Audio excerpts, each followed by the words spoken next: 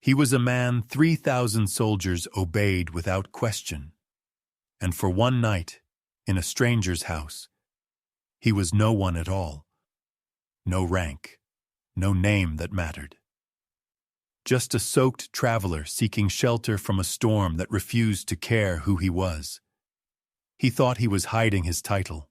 He had no idea he was about to overhear the one truth that would change the rest of his life. The rain fell over the Hallowmere road as though the sky itself had decided, on that particular night, to test every man who still dared to travel. General Marcus Hollinbrook felt the carriage lurch and give way beneath a cracked wheel, the sound of splitting wood louder than the thunder rolling overhead, and he knew, even before his boots touched the mud, that this journey had ended long before its planned hour. The carriage tilted hard to one side, and for a moment the only sound was the horse's nervous breathing and the relentless drumming of water against leather and wood. There was no inn in sight, no promise of easy shelter, only dark fields stretching in every direction, and the distant echo of a dog barking somewhere ahead, muffled by the storm. His coachman, soaked through and uncertain of the way, finally pointed toward a modest house standing alone atop a low hill, its windows lit by a fire that seemed, from that distance, almost too generous a welcome for such a wretched night. Hollinbrook studied the silhouette of the house for a long moment, calculating distances, calculating risk, the way he calculated everything. He hesitated before approaching. He was a man accustomed to being announced, received with ceremony, treated with the full weight of his rank before he had even spoken his name aloud. Doors opened for him before he reached them. Chairs were offered before he asked.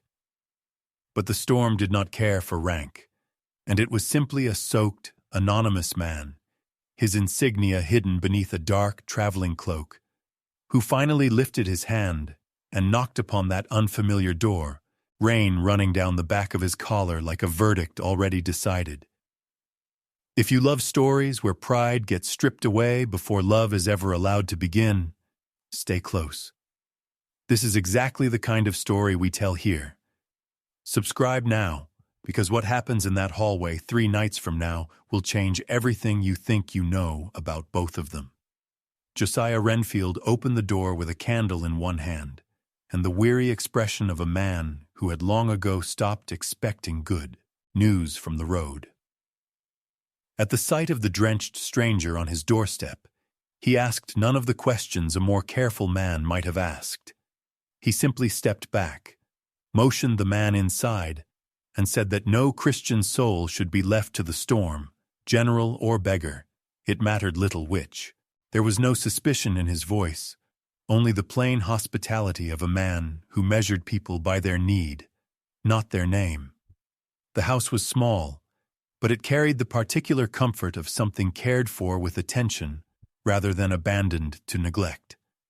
A fire well fed and crackling steadily, wooden chairs worn smooth by years of honest use rather than disrepair, the smell of bread still warm somewhere toward the back of the house. Hollinbrook, a man accustomed to halls with vaulted ceilings and servants standing in silent rows, felt something unfamiliar settle over him at the sight of such simplicity. Not discomfort, but a strange and quiet relief he could not yet name, as though some part of him had been waiting, without knowing it, for a room with no one watching to be impressed. Josiah offered him a bench near the fire and asked for nothing more than his name. Hollinbrook answered simply, "Marcus." Nothing else followed. No title, no mention of his regiment, no word that might betray exactly who he was beneath the borrowed blanket now draped across his shoulders. For one night, he decided, watching the flames settle into their rhythm, he would be nothing more than a man who had lost a wheel on the road, and the thought brought him an ease he had not expected to feel. It was Adaline Wrenfield who brought the tea, and Hollinbrook noticed, before anything else about her, that she did not look at him the way women usually did.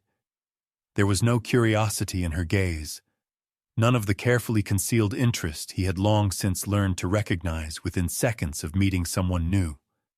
She set the tray down on the table with the same brisk attention she might have given any traveler the storm had delivered to their door, and turned to leave the room as though the soaked stranger by the fire did not warrant a second glance. "You don't ask where I've come from?" he ventured, more from the habit of command than any real curiosity about her answer. Adaline paused at the doorway, turning only enough for him to see the genuine disinterest written plainly across her face, and replied that the road looked the same to every man who lost his way upon it, and that this rarely told her anything worth knowing about his character. Her voice was calm, unhurried, entirely without performance. The voice of someone who had long ago stopped trying to impress strangers passing through her father's house.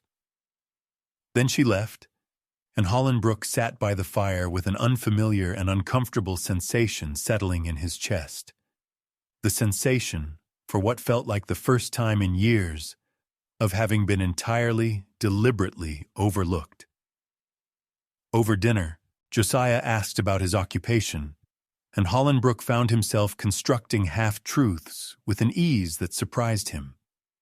He said he served the crown, which was no lie, and let the Wrenfields assume whatever they liked from a statement so carefully incomplete. Neither father nor daughter pressed further.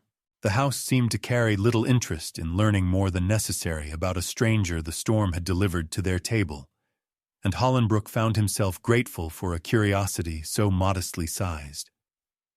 But the true reason he kept his rank folded away beneath that borrowed blanket was not caution, and he knew this even as he chewed the simple bread and listened to Josiah speak at length about the year's harvest, the price of grain, the small worries of a small life lived honestly. It was curiosity, a kind he had not felt since his earliest days as a young cadet, long before his name had become synonymous with command, with victory, with the particular distance that authority builds between a man and everyone around him.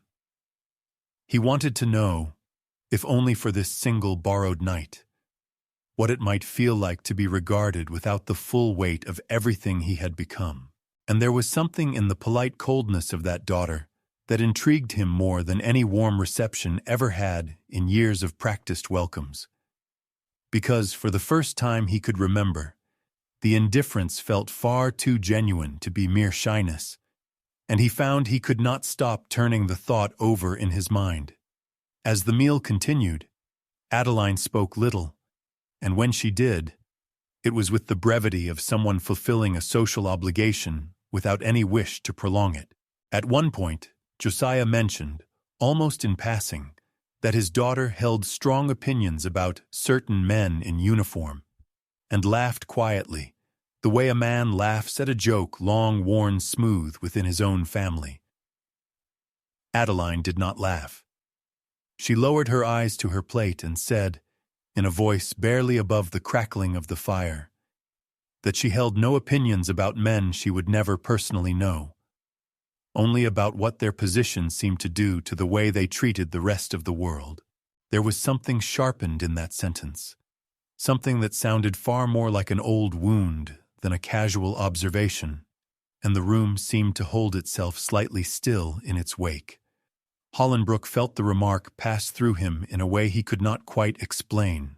A man who commanded soldiers on open battlefields without a moment's hesitation, who had faced down chaos and carnage without his voice ever wavering, found himself, at this modest table, entirely without a response to a young woman who clearly despised him for a reason he did not yet understand, and who, for some reason that unsettled him more than it should have, he found himself wanting to uncover before the storm outside finally passed. But the coldness she showed him at that table was about to lead somewhere neither of them expected. Because 3 nights from now, walking quietly down a dark hallway, he was going to hear words she never meant for anyone to hear, and nothing between them would ever be simple again. The meal continued in a rhythm Hollinbrook had nearly forgotten existed, unhurried, unremarkable, entirely without the careful performance that surrounded every table he usually sat at. No officer rose when he reached for the bread. No conversation paused mid-sentence to measure his reaction before continuing. Josiah spoke freely of a neighbor's failing fences and a debt owed since spring, and Hollinbrook realized, somewhere between the soup and the second cup of weak tea, that he had not been watched this carefully, and yet this honestly, in longer than he could remember. There was no flattery in the room, no eagerness to please dressed up as conversation. He found himself laughing once, genuinely, at some small remark Josiah made about a goat that had outwitted 3 different fences in a single summer, and the sound of his own laughter startled him slightly, as though it belonged to someone he used to be. Adaline glanced up briefly at the sound, not warming to him, but seeming to register, just for a moment, that the stranger by the fire was capable of something other than the stiff formality she had clearly expected from any man passing through on the king's business. It struck Hollinbrook, watching her return her attention to her plate, that he could not recall the last time he had simply existed in a room without consequence attached to every word he spoke. At headquarters, every sentence he uttered moved men, shaped strategy, decided fates. Here, in this small house with its modest fire, he was permitted to be wrong about a goat, mistaken about the price of wool, ordinary in every way that mattered, and he found, to his quiet astonishment, that he did not miss the alternative even slightly. Later, as Josiah excused himself to check on the horses stabled against the worst of the storm, Hollinbrook found himself alone with Adaline for the first time, the fire between them casting long shadows across the simple room. He told himself he should remain silent, that curiosity satisfied was rarely curiosity worth the cost. But the question had been building in him since the dinner table, and it escaped before caution could stop it.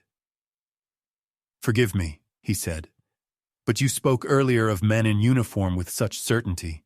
Have you known one, to form so firm an opinion?" Adaline's hands stilled over the mending in her lap, and for a moment she did not answer, as though deciding whether the stranger by her father's fire deserved the truth or merely a polite deflection. When she finally spoke, her voice carried none of the warmth she had given even the goat story earlier that evening. She said that she had known enough of the world to understand that men who commanded armies rarely noticed the women who served their tea, and that this was not bitterness, merely observation, the kind a person gathered from a careful distance rather than personal injury. Hollinbrook wanted to press further, wanted to ask what had taught her such a lesson and when. But something in the firm set of her jaw told him the conversation had already gone as far as she intended to allow it. He let the silence settle instead, watching the firelight move across her face, aware of an unfamiliar ache of curiosity that had nothing to do with strategy or command, and everything to do with a woman who had just told him, without knowing it, exactly how invisible men like him could be to the people who mattered most. The house grew quiet as the hour grew late, the storm outside softening to a steady patter against the windows, rather than the violent drumming of earlier in the evening. Hollinbrook retired to the small guest room Josiah had prepared, but sleep would not come easily, his mind still turning over the strange evening, the strange daughter, the strange comfort of being no one at all. Restless, he rose sometime past midnight to find water, candle in hand, moving quietly down a narrow corridor he had not yet learned the shape of in the dark. It was there, passing a door left slightly ajar, that he first heard voices. Adaline's, low and unguarded in a way he had not yet heard it, and another woman's, warmer and more familiar, clearly a sister or a close friend visiting for the storm's duration. He should have continued past. Every instinct of decency he possessed told him to continue past, to let the private hour remain private, to retreat to his room and forget he had heard anything at all.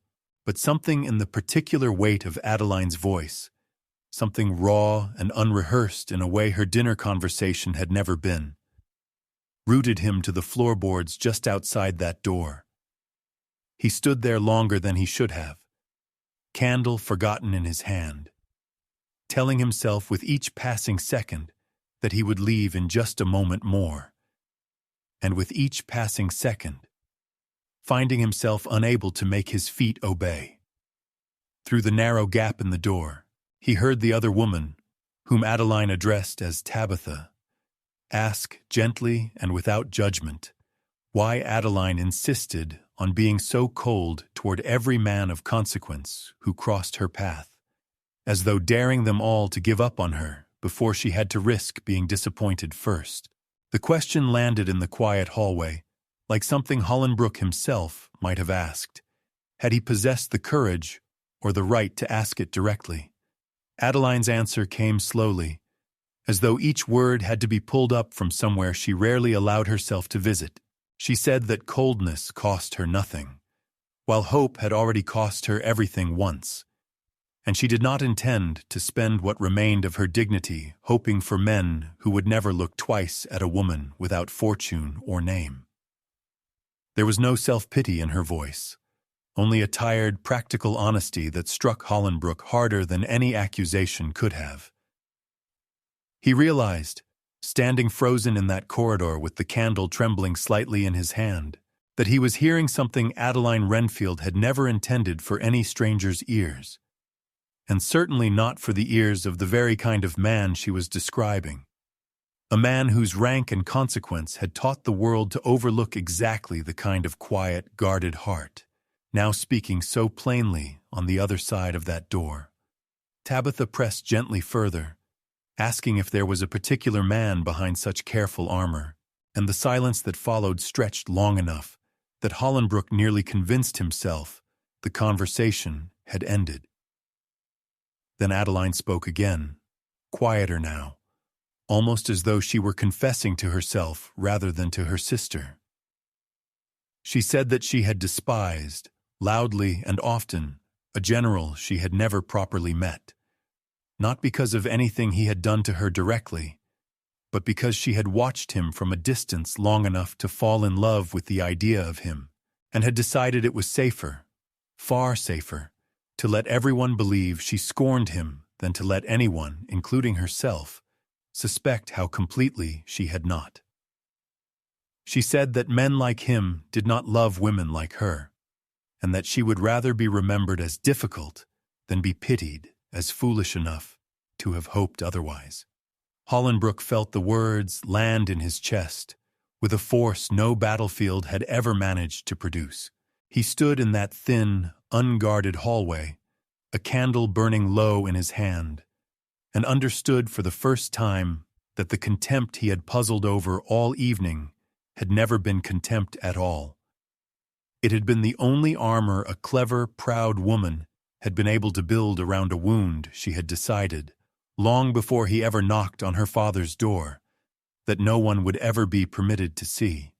She believed she was speaking only to her sister, in the safety of a closed door and the dead of night. She had no idea the man she had just confessed to loving for years was standing close enough to hear every single word.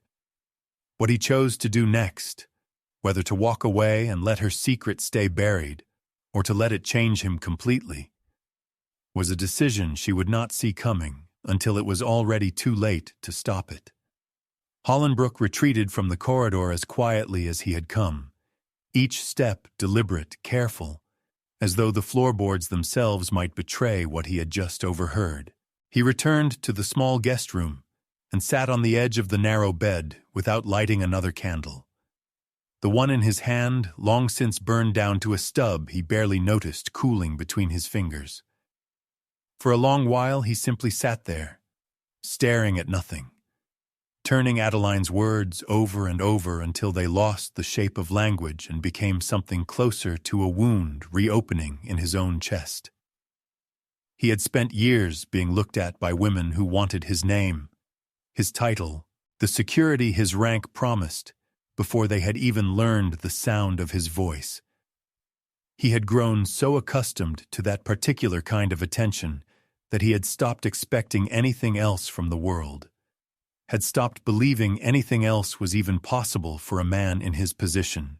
And yet here, in a house he had stumbled into by accident, a woman who did not know he stood 3 feet away had confessed to loving him with a depth that asked for nothing, expected nothing, and had been so certain of its own hopelessness that she had built an entire performance of coldness simply to survive it.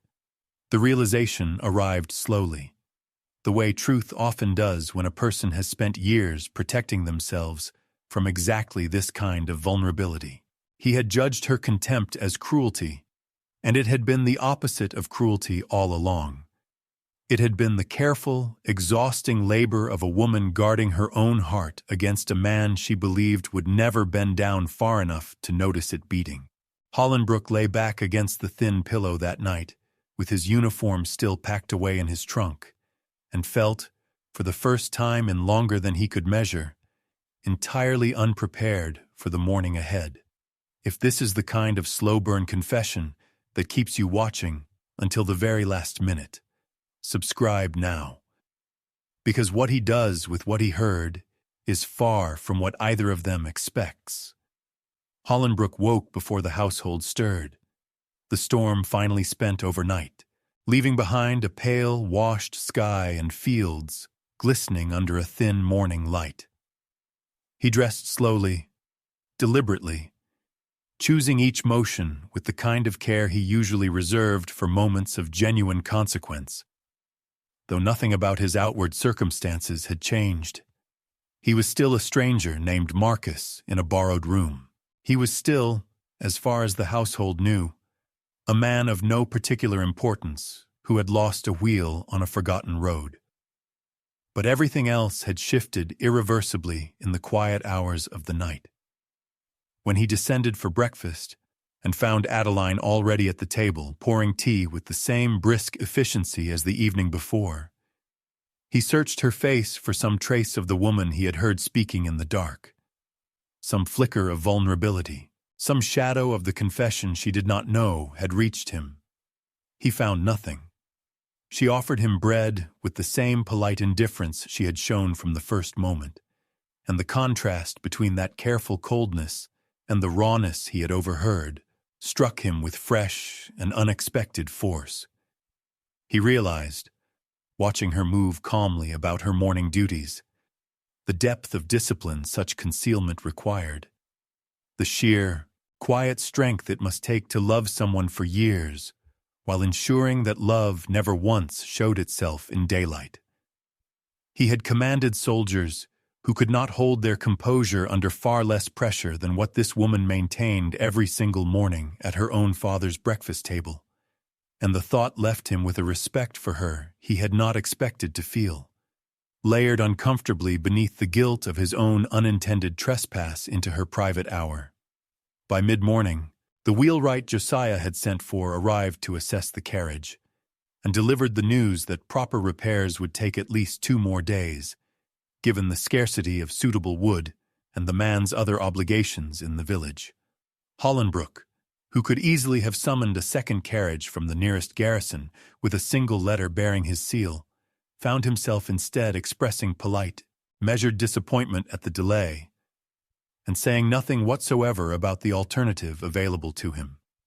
Josiah offered, without hesitation, that their home remained open for as long as the repairs required, and Hollinbrook accepted with a gratitude that surprised even himself in its sincerity. He told himself the decision was practical, that 2 additional days mattered little against the demands of his post, that no harm could come from prolonging a delay nature had already imposed upon him. He did not allow himself, in that moment, to examine too closely the truer reason beneath the practical one.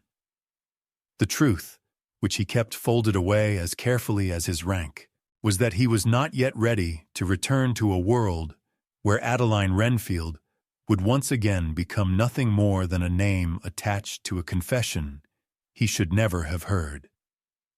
He wanted more mornings at that modest table, He wanted to understand a woman who had taught herself to love in silence, rather than risk being seen and refused. And he was beginning to suspect, with a discomfort he could not entirely name, that understanding her might require more honesty from him than he had yet been willing to offer in return. Over the following day, Hollinbrook began to see what his earlier assumptions had blinded him to entirely. He noticed that Adaline always set the largest portion of bread before her father without comment, quietly ensuring the old man never went hungry even on lean weeks. He noticed that she mended Josiah's coat by firelight long after the rest of the house had gone still, her needle moving with a patience that asked for no recognition and received none. He noticed, too, the careful way she avoided his eyes whenever their paths crossed in the narrow hallway. Not from indifference, he now understood, but from something far closer to fear.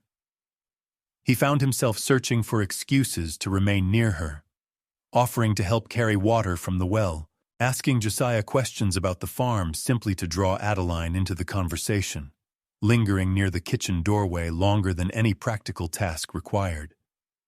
She remained guarded throughout, her coldness intact, her armor unshaken by his presence. And yet Hollinbrook now read every clipped response and every averted glance as evidence of exactly the opposite of what it had once seemed to mean. By the second evening, he caught her watching him once across the room, quickly looking away the moment their eyes met, and the brief flush that colored her face before she composed herself again told him more plainly than any words could have that the woman from the corridor and the woman pouring his tea were, in fact, the very same person, fighting daily and successfully to keep one entirely separate from the other. On the third morning, with the carriage nearly repaired and Hollinbrook's borrowed peace drawing visibly to its close, the sound of hooves on the muddy road announced an unexpected visitor. Josiah went to the door first, and Hollinbrook heard, before he saw anything, a voice he recognized instantly, Captain Eldon Marsh, a junior officer from his own garrison, dispatched to search the surrounding roads after the general's prolonged absence had finally raised concern at headquarters. Marsh's face shifted from confusion to immediate, rigid formality the moment he laid eyes on the man standing barefaced by the modest hearth. "General Hollinbrook, sir," he said, snapping into the kind of posture no civilian household had ever witnessed beneath that particular roof. "We feared the worst when your carriage failed to arrive at the garrison." The words landed in the room like a verdict, undeniable and immediate, stripping away in a single sentence everything Hollinbrook had spent 3 days carefully not saying. He watched, with a dread he had not anticipated, as Adaline's face transformed in the doorway behind her father, the color draining slowly from her cheeks as understanding arrived in pieces too large and too sudden to absorb gracefully. The stranger she had served tea to without a second glance, the man she had spoken so freely beside at dinner, the very figure she had confessed, in what she believed was perfect privacy, to loving for years from an unbridgeable distance, was standing in her father's house, fully revealed, exactly the man she had sworn 2 nights before that she would never allow herself to want. She thought her secret was safe inside that house, hidden behind 3 days of careful coldness. She had no idea that the truth was about to walk through the front door, in the form of a man who already knew exactly who the soaked stranger by her fire truly was. For a long moment, no one in the small parlor moved. Captain Marsh remained at rigid attention, oblivious to the storm he had just unleashed upon the household's quiet domesticity, still reciting details of the search party and the garrison's concern as though the morning required nothing more delicate than military report. Adaline stood frozen in the doorway, one hand still resting against the frame, her eyes fixed on the man she had known for 3 days as simply Marcus, a man who now stood transformed into someone she had spent years deliberately keeping at the farthest possible distance from her heart. She did not speak. She did not need to. Hollinbrook watched the realization move across her face in stages he would remember for the rest of his life. First confusion, then disbelief, then a dawning horror that seemed to hollow something out behind her eyes entirely. He understood, watching her, that she was not merely absorbing the surprise of his rank. She was calculating, with visible and devastating speed, every word she had spoken in his presence over the last 3 days, weighing each one against the unbearable possibility that he had somehow already known who she was speaking to. Josiah, sensing the sudden tension, though not yet understanding its full shape, offered Marsh tea with the instinctive hospitality that had opened his door to a stranger in the first place. Adaline used the small distraction to slip quietly from the room, and Hollinbrook, watching her go, felt the full weight of what he had not yet told her settle over him like a debt he had let grow far too large to repay easily. Adaline did not reappear for the remainder of the morning, and when Hollinbrook finally found a private moment to seek her out, he discovered her in the small garden behind the house, her arms wrapped tightly around herself against a cold that had little to do with the weather. She heard his footsteps and stiffened immediately, her spine straightening into the same careful composure she had worn the night they first met, though her eyes, when she finally turned to face him, betrayed something far more fragile beneath the surface. "You let me believe you were no one," she said, her voice low and controlled in a way that cost her visible effort. "You sat at my father's table. You asked me questions you had no right to ask, knowing all the while that I had no idea who I was answering." Hollinbrook opened his mouth to explain, but she continued before he could find the words, her composure cracking just slightly at the edges. She asked, with a directness that struck him harder than any accusation, how much he had heard, whether his sudden interest in her father's harvest and her own carefully guarded opinions had been genuine curiosity, or simply a general amusing himself at the expense of a woman too foolish to recognize when she was being studied for sport. The suggestion wounded him more deeply than he expected, precisely because he understood, with sudden and uncomfortable clarity, exactly why she would fear something so cruel from a man of his position. Rather than wait for his answer, Adaline turned and walked back toward the house, her pace measured but unmistakably final. The conversation closed before it had properly begun. Over the following hours, Hollinbrook watched her construct a new kind of distance entirely, one far more deliberate than the polite indifference she had shown him as a stranger. She found reasons to remain occupied whenever he entered a room, deferred conversation to her father whenever possible, and ensured, with quiet and exhausting precision, that she was never again left alone with him. He understood what she was doing, even as it frustrated him beyond anything he had felt in years of commanding far more dangerous situations.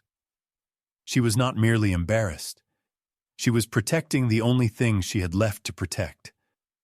The last fragile boundary between a private confession spoken in what she believed was perfect safety and a public humiliation she now feared might follow her for the rest of her life, should he ever choose to speak of what he had overheard to anyone at all.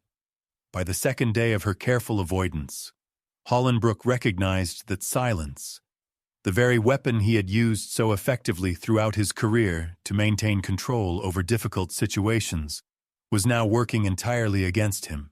Whatever he wanted Adaline to understand, he would have to say plainly, without rank, without the comfortable distance of command, in words that left him as exposed as she had been the night he stood frozen outside her door.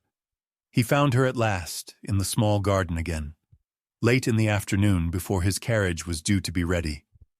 And this time he did not approach carefully or wait for permission to speak. "I heard you," he said simply before she could retreat again. "That first night, in the hallway. I heard everything you told your sister, and I have not been able to think of anything else since."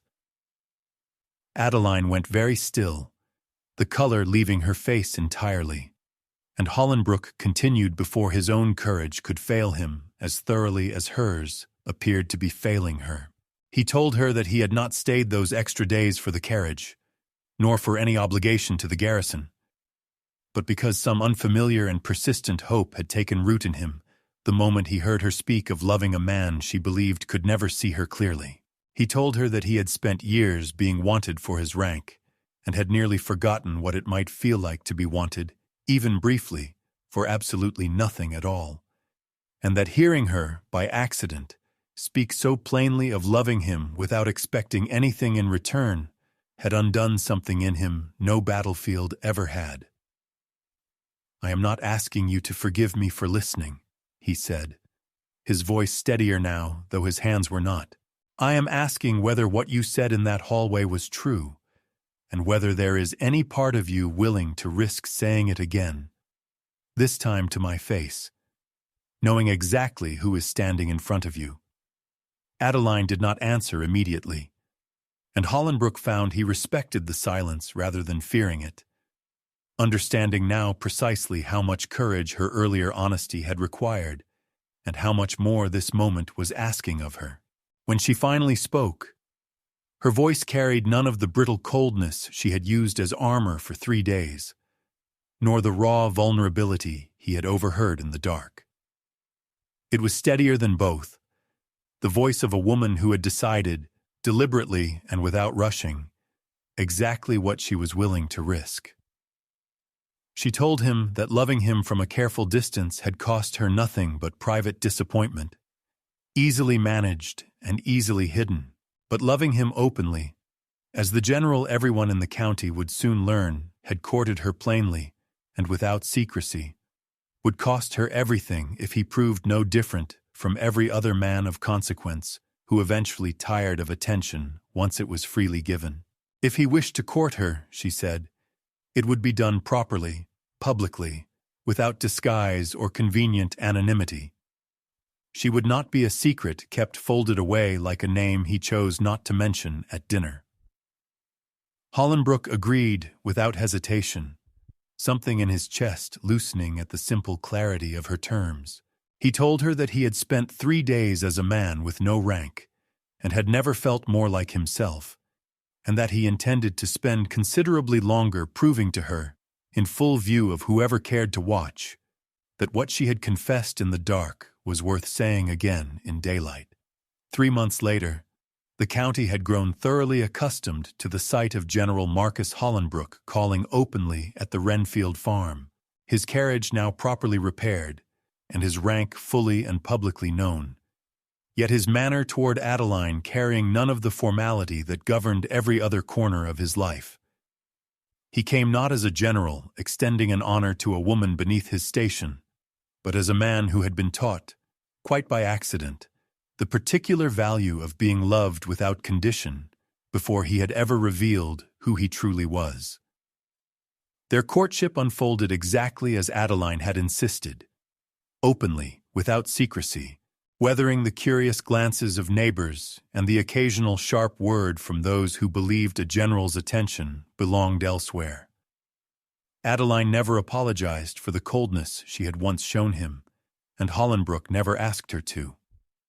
He understood now that her guarded silence had never been cruelty, only the quiet discipline of a heart that had learned, long before he arrived soaked and anonymous at her father's door, that hope was easier carried in secret than risked in the open. When he finally asked Josiah for his daughter's hand, seated once more at that same modest table where he had first eaten as a nameless stranger, the old man simply smiled and said he had known, from the very first night, that a man who laughed so honestly at a story about a goat could not be entirely lost to rank and ceremony. Adaline, standing in the doorway exactly as she had the morning the truth first found them both, finally allowed herself the one thing she had denied herself for years. The simple, unguarded look of a woman who had been truly seen, and had decided at last that being seen was no longer something to fear. If this story moved you, if you believe love spoken in silence is still love worth fighting for, let us know in the comments which moment hit you hardest. And if you want more stories like this one, make sure you're subscribed, because the next story is already waiting for you.